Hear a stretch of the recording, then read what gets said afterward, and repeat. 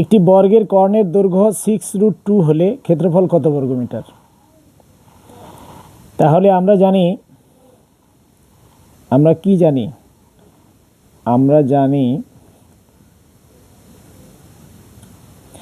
বর্গের কর্ণের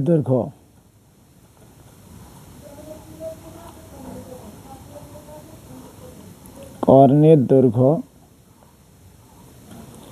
সমান √2a, যেখানে a কি, যেখানে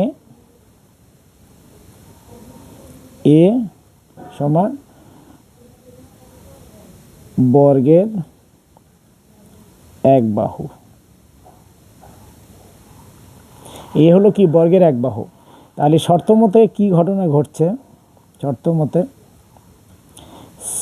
√2a ইকুয়াল 6√2 বা a ইকুয়াল 6√2/√2 ইকুয়াল 6, তাই না?